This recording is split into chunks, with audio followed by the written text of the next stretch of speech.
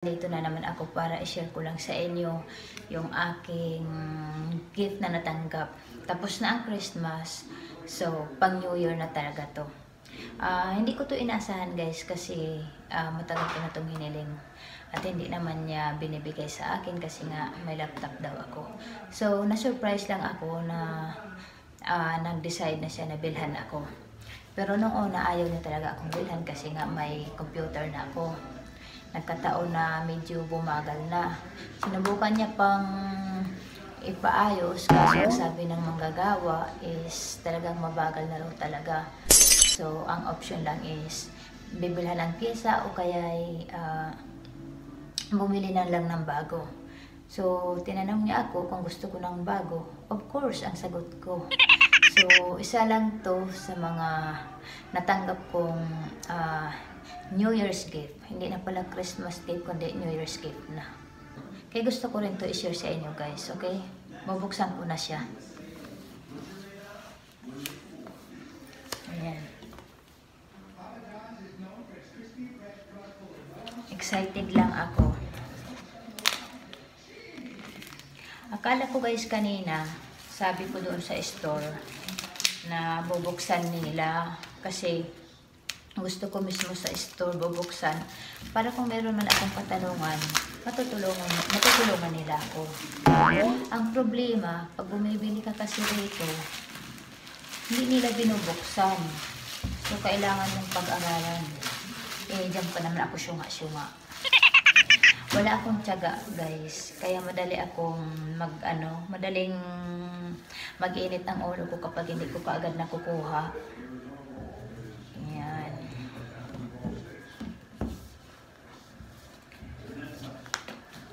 Katulad ng iPad ko. Buti may iPad yung kaibigan ko. Pinag-aralan ko muna bago ako nag-decide na magpabili. Ayan. At ang color niya is kapareho ng cellphone ko. Rose gold. Ayan.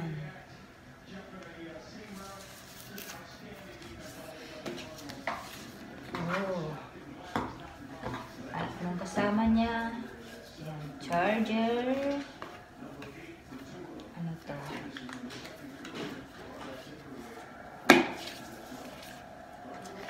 Manual. Instruction. MacBook Air. So, super excited talaga ako guys kasi hindi ko rin to inaasahan. Pero, lagi kong pinag-pray na sana lumambot yung puso niya at bibilhan niya ako. Okay. Dito yung charger niya.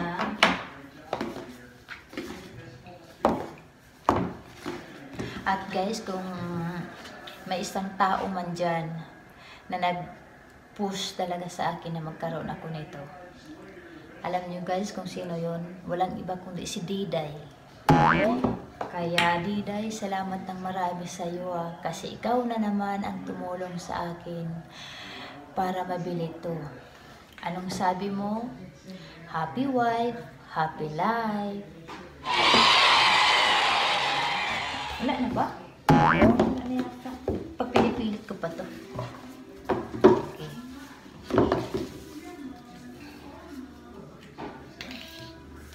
Excited na ako.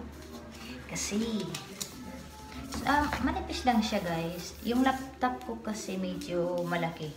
Ito is 13. Ilang inches ba yun? Sinagawa? Parang 13 inches yata to. Diyos ko, sobrang excited ko na guys, hindi ko na alam kung, hindi ko na tinitingnan anong size, basta tinuro ko lang gusto ko yan. Yan, ganyan-ganyan. Kasi, ayaw ko na magbago pang isip ng asawa ko. Baka hindi ako bibilhan, so gusto ko madalian.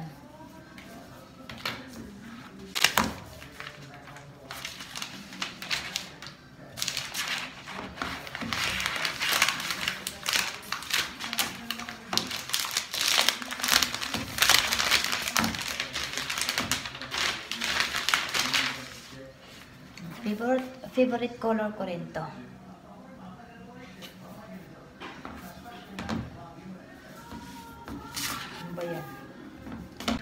So, ang kagandahan lang nito guys, madali ko siyang bitbitin. Oh. Tsaka bago pa siya, kaya hindi, kumbaga, tatagal pa yung battery niya. Doon sa luma ko guys, pag binitbit ko, kailangan laging naka-charge kasi yun. Wala nang ano, siguro mga 3 minutes lang itatagal. Yan, dead ball na yung battery niya. So ito, kahit saan man ako magpunta, pag mag-live streaming ako, pag busy ako, pag may ginagawa ako, madali ko siyang bitbitin. Kasi kahit hindi siya naka-charge. Kasi alam ko, matagal ang battery nito. So sobrang saya ko talaga guys. Yan, share ko lang sa inyo. Maganda siya oh. Tsaka napakagaan niya. Yun ang gusto ko. So, pag-aralan ko ulit guys yung mga ano rito. Mga dapat kong pag-aralan.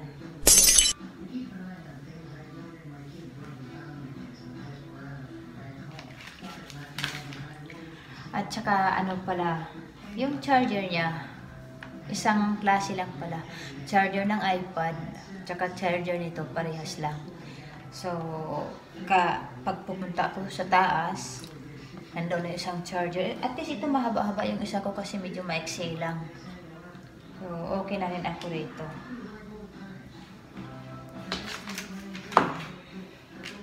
So guys, yun lang ang ma-share ko sa inyo itong araw na to. Dahil sobrang saya ko talaga. Gusto ko ma-share sa inyo kung ano talaga yung feeling ko.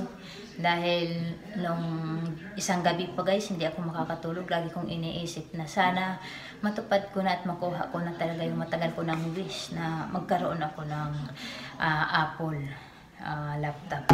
So, sobrang excited. Matagal ko nang nililigawan yung partner ko rito, kaya lang dinididma lang niya ako kasi sabi niya hindi ko na daw kailangan dahil nga sa meron na akong laptop. Buti na lang guys, nakisama talaga yung laptop ko. Bumagal siya at nakita niya talaga kanina. Dinala niya pa yun sa sa pagawaan. Tapos sabi nga ng manggagawa na talagang mabagal na raw talaga kahit anong gawin. So, nagsuggest sa kanya na bibilhan na lang daw o palitan ng, ano ba yun? Basta ng, doon sa loob. Kumbaga, papalitan ng bago. Gagastos daw ng malaki. Pinapili siya. Gagastos ka ba ng ganon? Tapos, bibili ka pa ng battery kasi yung battery nga, laging lobat. Hindi na siya pwedeng tanggalin. Kailangan lagi na lang siya nakasaksak. So ngayon, pinapili siya. Sabi ng ganun, mas maganda, bumili ka na lang ng bago kasi malaki rin ang gagastusin mo. So nung tinanong niya ako kung gusto ko raw ba ng bago, aba of course, sabi kong ganun. Tapos alam na niya kung anong sasagot ko. Kung bibilhan mo lang din naman ako ng laptop, gusto ko na yung MacBook o kaya yung mga basta kahit anong klase siya. Sabi ko kahit maliit lang o yung medyo mumurahin lang, basta Apple siya.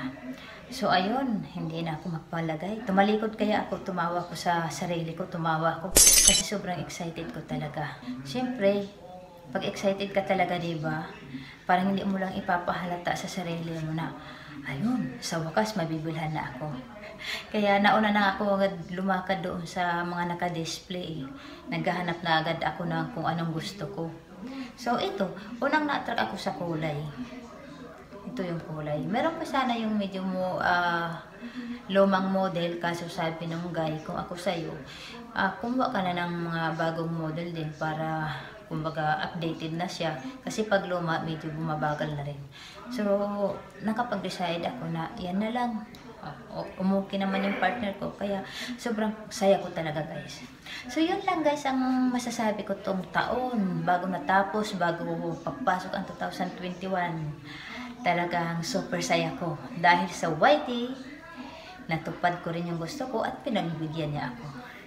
Okay guys, so maraming salamat sa inyo guys, at yung mga hindi pa nakasubscribe sa channel ko, please don't forget to click the like and subscribe, and huwag niyong kalimutan pindutin yung bell button dyan para lagi kayong